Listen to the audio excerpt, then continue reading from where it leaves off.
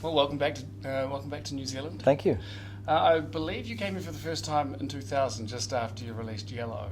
My boss likes to remind me constantly that he saw you before anybody else and knew about you before anybody else. Yeah. Do you remember anything of that trip? I think it was a big day out. It was actually January 2001, wasn't it?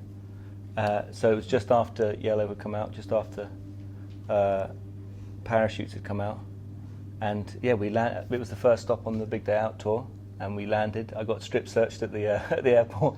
Thanks, Customs. Thank you. Nice. Yeah. And then it sort of just took off from there, and it was a wonderful tour, and it was a nice place to start. You know, it was a sort of gentle introduction into everything that goes on down here. So it was wonderful, and we had a great time. Because obviously a few things have changed since. Yeah. I did get stopped at the airport again. Did you? Not strip searched this time, but yeah, I think it seemed to have some bad luck. Dodgy. Yeah. So have things got more hectic? Are they more hectic now being Coldplay than they were back in 2000, 2001? It's just different. I think life changes. You know, we've done 7 albums now, and we're all quite a bit older than we were, and we've all got quite a lot of children between us, and so life changes.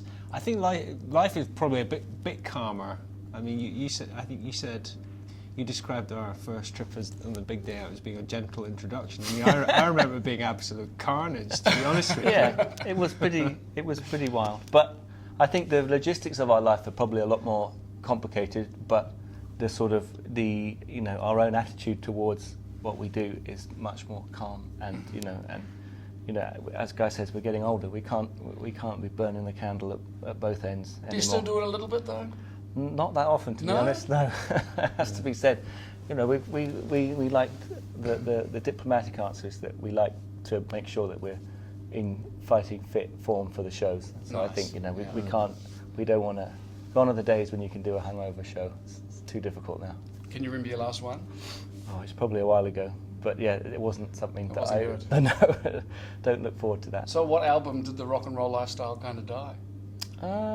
I'm not sure. I don't know whether did it ever exist. No, I mean, we're not known for our excess, but no, I think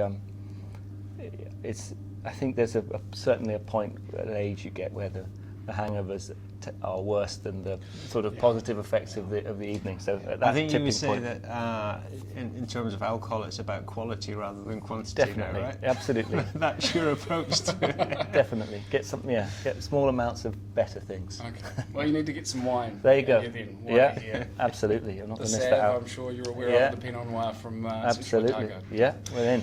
Now, talking about the music, you started collaborating over the last couple of albums. What brought that on? Why the change?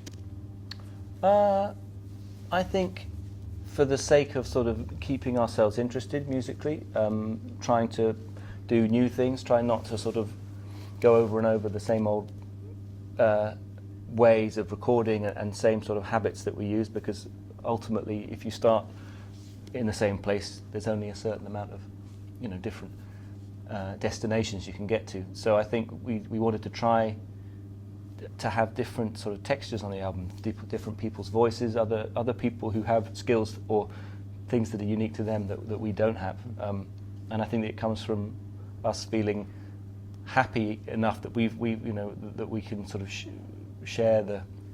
We're confident enough. You can do it. Well, sort of. I suppose in a way, yeah. I think, and I'm just feeling happy to try new things and to let other people bring something new to our little gang. Mm-hmm.